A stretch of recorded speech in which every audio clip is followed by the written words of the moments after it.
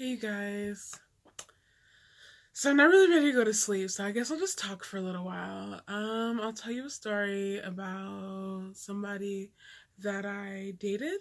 Yeah, we'll call him Andy. So a few years ago, maybe about 3 or 4 years ago, I was working at the Fox Hills Mall. Um, and a friend and we had our own skincare business and we had our own kiosk. Um, when we worked at this kiosk, we weren't allowed to yell out at people to try to coax them into coming over to our booth. We weren't allowed to advertise our prices because the people in the stores were actually paying more and they didn't want us to take business away from them, which kind of sucks. So it was a pretty boring, slow business. And yeah, so I was at this kiosk for many hours a day, and I used to bring a sketchbook, and I would draw all the time and mind my own business. I wasn't really frustrated or interested in guys at the time. I had just been getting over a breakup, and actually, I was feeling very, very negatively towards males and male attention. Like if a guy looked at me and I could just tell he kind of liked me, I would automatically think what's wrong with him and why would he like me, and oh, you probably just want to do the minimal it takes to get me just so you can waste my time, and I regret it, and I just automatically be angry just by somebody just giving me a look. And so I was minding my own business and I was healing emotionally at the time. Anyways, so one day I'm drawing and this guy, he's wandering around, and he stops at my booth or in front of my booth and he's looking puzzled. So I'm automatically assuming that he probably is lost and is looking for a store or something in the mall, and he's about to ask me for directions. And I say hi to him, and he walks up to me. He's like, "Hi." And before he talks, he sees my sketch, and he's like, "Oh, you're an artist." And I was like, "Oh, I draw sometimes." He's like, "Oh, well, that's great." And I was like, "Is there something I can help you with?" And he just looked so shy. He was a tall chocolate man. You could tell he was young. He was wearing a button-down shirt, and he looked nervous. And he was like, "Well, you're very beautiful." And that took me by surprise. I wasn't expecting that. I thought he was just saying that, and then he was going to ask me for directions. I still wasn't catching on. But he told me I was very beautiful, and he would like to get to know me, and he's on his way to his job. But he wanted to exchange numbers, and because he was so nervous, I broke my little break for talking to guys because I thought he was different because he was so uncomfortable trying to approach me and so nervous. He seemed so innocent. So I was like, okay, yeah, why not? Like, we could be friends. So we exchanged numbers, and he's complimenting me. "Oh, you're so beautiful. Wow, you're a really great artist. How long have you been working at the mall? We'll call him Andy. My name's Andy, and, I just moved back here from Fresno, and um, I'm still trying to go back to college and finish that." And I'm like, "Oh, yeah, and I tell him a little bit about myself, and we plan our first date. On our first date, he didn't have a car. At the time, I had this bucket. I had this 1998 Ford Explorer two-door SUV, and you had to jiggle the handle on the passenger side and hip bump it just right to get the door to open. I mean, it was something that needed. No. Was it this? Oh, this is my second car. This is my 2000 Ford Explorer two-door. It was a blue car. That turned out to be a bad purchase I got from Craigslist. It was a lemon. Anyways, that's a whole nother story. Yeah, so we make these plans eventually, and we go to the beach. He asked me what I think we should do, and I was like, "Oh, I like walking at the beach. I grew up at the beach, so I'm really comfortable there. It's really pretty, and that gives us time to communicate, get to know each other." So we go for a walk at the beach, and during our walk, I find out he has an ex-fiance, and there's no time. There's not a lot of time between his breakup and us meeting. Turns out that when he was in Fresno, he was engaged to this girl, and she was a very Christian girl. and she lost her virginity to him, and she wanted to wait for marriage, and she didn't do that because of the bond with them. They're basically living together, and he dropped out of college for a little bit, and they're living together, and she graduated, and he didn't want to hold her back. So because when she graduated, she got a job offer to live in Georgia, where she's always wanted to have her life. She's always dreamed of living there and working there. So, when he's telling me this, and he's like, but he didn't want to hold her back because he loved her, and he didn't want her to not take the job and move to where she's always wanted to move simply because of their ties together. So they broke up. So me, I wasn't necessarily looking for a boyfriend or romance. I was okay with this. I was like, okay, well, now he moved back in with his parents, and he had a full-time, okay paying security job. So I was like, well, duh, save your money if you really love her and you want to be with her. Save your money so you can move out there to be with her. It's not that difficult. It's called love. You make it happen. He was like, no, we decided that we're going to stop communicating with each other, and we're going to um, go our separate ways and live our life. And I think you're really beautiful, and you're really interesting and sweet. So I want us to see what we can build together. Me, I wasn't really playing. I was like, this stupid kid. He's the same age as me, but I know at the time, when it comes to maturity, I tend to be 10 to 20 years more mature than people my own age. It's very rare for me to be on the same maturity level as somebody my own age. But anyways, um so he was insistent that we keep seeing each other, and I was like, well, we could just be friends. We can hang out. This doesn't have to be a dating situation.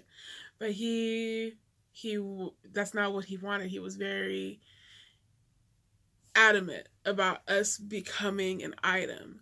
So he used to show up at my kiosk every day because I worked there basically every day. I was there 10, 12 hours a day. Um, and because at the time he was taking a bus that dropped him off at the mall that I worked at.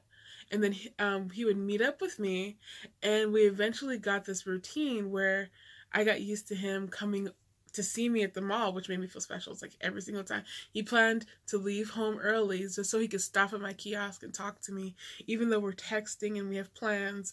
And then I would drive him the rest of the way to his job because business is really slow at this mall, at the kiosk. So I could leave and take however long a break as I wanted to, and it didn't really make a difference. Um, so I would drive him the rest of the way to work, and then we would talk to each other about everything. I told him about my family, I told him about my car, about all the troubles it was giving me, and drama, and we talked about money. We knew a lot about each other, and we were very open for a while too. It wasn't a secretive situation. Um, Anyways, one day he was just like, hey, he wanted to be intimate, and I was like, no, I'm cool on that. And um this is like a little bit immature. We went to my car, and he was like, well, I just want you to know. And he took my hand because I thought that I get it. I assumed also that a guy that was as nice as him and as young as him being so decent with me. He wasn't being disrespectful ever. He was just really nice. So I assumed he had a little dick. I assumed like everything else was going so well between us, and he was such a nice guy because he probably wasn't going to be all that interesting when it came to playtime. I assumed that this man was gonna be like a little boy, and I was like, I mean, I wasn't interested in doing that. And he was wearing gray pants, and he was asking me, I didn't understand this. This was all new to me. He was asking me, I'm wearing gray sweatpants, and you haven't even like tried to look at my junk. And I'm like, they're gray sweatpants. The fuck is that supposed to mean? It was my bad. And he was like, well, I thought girls liked guys in gray sweatpants because, it's sexy because girls want to see a guy's imprint. And I was like, well, I know you're a dude, so who cares about your imprint? And he's like, just touch it. And I was like, I don't lie. I don't entertain this. I don't at all. But I could tell, and he was just so frustrated. He's like, I really like you. I want you in this way. He thought that I was nervous and unsure of myself and like thinking that he wasn't attracted to me. That was partially true. Young chocolate guy being real nice to me, pursuing me, who just recently got out of an engagement. I didn't want to be a rebound. Like, I didn't want to be considered a rebound. Like, we could be friends. I was just now getting over a bad breakup with this douchebag from college. And, yeah, I just wasn't that interested. But anyways, so we got back to my car. He just really wanted me to see it. And I was like, no, I don't think so. But at the same time, I didn't want to hurt his feelings and make him insecure. And I can't remember exactly how it went. But eventually, I got to hold on to his thing. And his thing was like this. It was like a whole fat arm. It wasn't like somebody's normal arm. It was like my arm. And I'm a big girl. I'm a 3X. At the time I was a 2X. I was smaller. I've been going through stuff in life since in the past few years, whatever. But even then I wasn't small, but he had a whole forearm in there. And I was like, what? I didn't say that. I was like, whoa. And it was also really awkward because I hadn't been having these feelings and interest in those type of things anymore. And not too long after that, I don't remember if it was days later, yeah, or weeks later, I can't remember. But we began to be intimate, and he was very vanilla. Very, yeah, it was very vanilla. Everything was awkward to him. And he wanted it to be a certain way. And it was just like how you imagine people in super religious worlds, how they're supposed to get down. So everything was awkward. He made me feel, he was always on top. And he never like let me get on top. And I didn't want to seem like a hoochie because, and be like, hey, I know how to do this too. Like, can we? Everything was kind of like I had to get the okay instead of just naturally feeling it out. And he would laugh and tell me not to do this and not to do that. And it was just awkward. I wasn't really able to express myself, but he was such a good guy that I was willing to, say, okay, I'm going to be with this guy for a while. He's a good guy to me and we have fun. We're okay. I have this boring vanilla sex, and I was like, I didn't think I would cheat on him. I've never cheated on somebody. I would never want to, but that's how vanilla it was. It was just boring, old people routine type of sex. But he treated me so well. We went out all the time. He didn't like for me to pay for things. He was very respectful. I respected his opinion. I trusted him. I thought he was intelligent and smart. And, if something happened to me and he was the only person around, I trusted him to be able to make right decisions, to not only take care of himself, but take care of me if need be. So, and that's really rare for a person to come across in Los Angeles because a lot of you guys are dumbasses. So I was like, okay, and I was like, I want a serious relationship. I'm not the type who always just like jumps around and dates for sport or a game. That's not me. So I was settling. I was happy in all these other ways, and I was like, okay, well, the sexual part is just kind of whack. And that's cool. Well, one day I talked to him, and I was like, hey, why don't you ever let me get on top? And this dude, he was like, oh, my friends, Like, they don't like girls to get on top because they don't want, like, girls don't know how to get on top, and I don't want anybody to break my dick, because one of my friends, he sprained his dick because this girl was riding it too fast, and I was just like this, and I wanted to argue. I wanted to be like, you're not my first boyfriend. This isn't gonna be my first time. But I didn't want to also look like a hoochie, because home dude just finished being engaged to a super extra religious good girl, so I didn't want to be that girl. Anyways, I was really offended when he said that, because when he said he didn't want to risk spraining his dick or breaking his dick, I was like, why are you dating a big girl if you're afraid to do things with the big girl? Like, and we do a lot of active things. He knows that I'm not a lazy, boring person with low energy. It's like, I like to go to the arcade and play DDR. I like to do stuff. I like to go for walks and ride bikes and take self-defense classes and do all sorts of things. So I was really butthurt about that, and I didn't talk to him for a while. And he was trying to show up at my job, and the times I knew he would be there, I would deliberately be away from my kiosk and not answer my phone until he left, because I I was very offended. I'm like, well, what kind of guy pursues a big girl and is afraid of her at the same time? That's how I was seeing it. So anyways, we worked things out eventually, and um he one day is like, hey, how about you get on top? And he just killed it. You can't say things like that to somebody, especially me. Like, you already made me feel uncomfortable, and now I like legit don't want it and don't have an interest in it. It's not an exciting idea to me anymore. And I just accepted the fact, like, okay, he likes to do vanilla sex. Like, it doesn't matter how big this is. It doesn't matter how big that is if there's no like passion and intimacy and comfort and just to build the energy. So, but I was willing to settle because he was a good guy. He was a good guy with a good head on his shoulders, going nice places. Yeah. So then we had another dilemma come up. I was helping him learn how to drive. He didn't have his license yet. Um, anyways, one day I went to his house, and I used to drive and park a few houses away because I was kind of nervous to meet his family.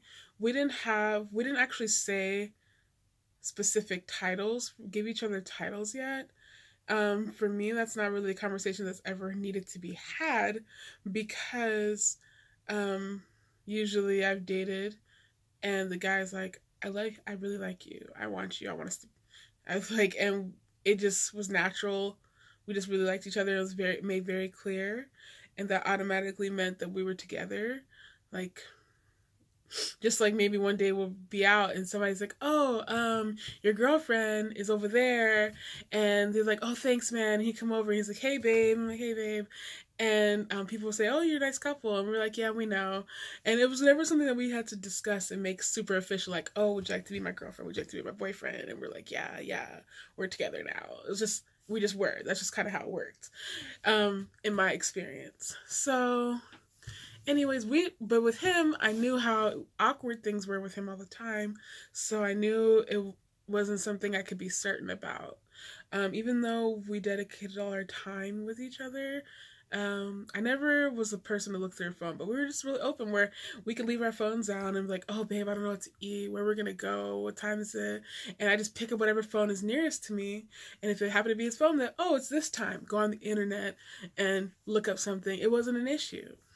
But it was getting close. But anyways, one day I went to pick him up from his house, and he was like, you know, you can park closer to my house and you can come up and meet mom, like, talk to my folks. It's cool, you don't have to act like you're hiding. I did not want to be put in a position to go through the whole family looking at me, judging me, and me explaining myself to them when I don't even know what this was between he and I knew what I thought it was. I knew how he was treating it. But to me, you have to earn. There has to be a legit title between us for me to want to go and prove to your family that I am a worthy woman and you are supposed to be worthy for me. But why go through all this judgment and possible criticism, if we're not even really a thing? It's like, if you're engaged to this whatever girl that you're with in college, like, why would I put myself in this position? So I was like, okay, well, I might next time. I will, okay. Anyways, so my birthday was coming up, and um, we he finally got his license and he got a car. And a few days before my birthday, we were hanging out, and I was really cautious about how I talked to him. I was like, hey, we've been hanging out for a while. Um, you know all of my business? He was like, yeah. And I know all of your business? And he was like, yeah. And we've been through all this with each other, and we see each other all the time, and we're very open, and this and that. It's kind of like we're a couple, huh? And he was like, you know what? Yeah. It kind of is like we're together. And I was like, yeah. It's been really nice so far. He was like, yeah. It's like we're already a couple. And he was like, yeah, we are. And he's like, and everything went well. But then all of a sudden, like 10 minutes later, while we're about to go out to dinner, he flips out. We're at my house, and he flips out. He's like, wait, it's happening so fast. It's not what I was trying to do. I didn't realize I was getting into a relationship. Mind you, this fool was pursuing me. I'm the one who was like, hey, let's be friends in the beginning. But he was the one to try to prove to me, like, no, things are over with home chick. I'm really interested in you now. So I was very upset. And then I was like, we'll just cancel our plans. And he went home. And of course, we didn't do anything extra that night. And yeah. So then my birthday came up, and we were talking, and it seemed like things were getting better between us. And I drove to his house, and we were going to ride in his new car instead of my busted car. We were riding his new car to go on a surprise birthday trip somewhere. And he gave me a birthday card when I got into his car. And actually, before the birthday gift, he handed me back a lipstick and a hairband and some bobby pins. I left random things in different parts of his car, just kind of like marking my territory in the lady type of way. And he was like, oh yeah, my brother found this. And my brother, he was like, oh, you're cheating on me? This isn't even my lipstick. Oh, this isn't even my hairband. Like, I have brown headbands, so this one's black. And he made this whole joke, like, cause that's how his brother was responding. And I just laughed too. Anyways, then he handed me a birthday card, and we're already on the road driving. And I opened the birthday card, and it's a stupid looking birthday card. I think I threw it away because it upsets me.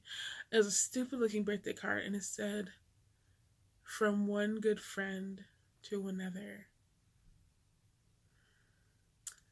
If I'm sleeping with you and telling you all my business and spending all my time with you, and I've cooked for you, and I'm doing all these things, and you have a penis, I'm not just your friend. But this is what he wrote on my birthday card. So I was upset, and he was wondering why I wasn't really talking that much on the ride there. It's like, because this is what he gave me to set things off on my birthday. So anyways, the surprise is we get to the Long Beach Aquarium, and because he knows I like the ocean and outdoors, and I just like adventure, and I'm an artist, and I like museums and whatever. So this is something I'm supposed to really enjoy. It's because, like, what? I get to touch different sorts of sea creatures and take pictures and wander around. It's actually kind of like a really cute romantic situation, and I'm just crushed inside because I was doing just fine without having dudes in my life, and I let him know that, and he was insistent about wiggling his way in and saying that he wanted to build things together. And I knew that this could have possibly been a third world situation, but whatever. So he's trying to hold hands and let people take our pictures together like we're a couple, and I don't want to do that. I don't want to hold hands with you. I don't want to kiss you. Like, why are we doing couple things, relationship things, but you don't want to be in one with me? So that just wasn't it. No matter what his gesture was, he already ruined the day. I didn't want to be around him. Like, my time is valuable, and you just showed me that you don't understand that I don't just give this part of myself to a friend. There's a separation. If you're my friend, we're not fucking. If you're my friend, we're not going on dates. If you're my friend, you don't get all my time and all my energy and all my business, especially if you're a dude. Like, that's for my dude. I don't mix that up. So anyways, we go to this nice restaurant where super expensive and you don't know how much stuff is, and of course he's taking care of the tab or whatever, and he's like, oh, get whatever you want, this or that, and he's like, you don't look that happy, and I was like, oh, I'm not feeling that well. And then randomly he says that, oh, he has to go to work after this when it's usually his off day, and I know all his schedules. And so we didn't, it was good to me. He was like, oh, I'm sorry, I can't give you any birthday play. I didn't want any whack birthday play with this fool anyways. So yeah, it took me a long time. I still hate this. Well, I don't hate him anymore. Andy. I'm not gonna say his real name. I don't hate him anymore. I just very much dislike him. Anyways, one day after my birthday, a few days later, he came over to my house. He was late, super late to plans we had, and he was like, "Oh, you look so pretty," and he tried to push up on me, like we were just gonna get down. He's never treated me like that, and I wasn't about to be about that and accept that. And I was like, no, you left me hanging for too long, blah, blah, blah. And then he was like, okay, well, let's order some food from Denny's. Also a downgrade from how we usually get down with each other and how we go out for food. And I was like, well, let me see what time it is and we'll decide where we could still go. And I picked up whatever phone was nearest to me without thinking about it. And it was his phone. And when I picked it up, he freaked out. And he was like, why are you looking at my phone? And I was like, I was looking at the time so we can go. This is the first phone here. And he was like, oh no, you don't need to be looking at my phone. And I'll tell you guys some more about this later.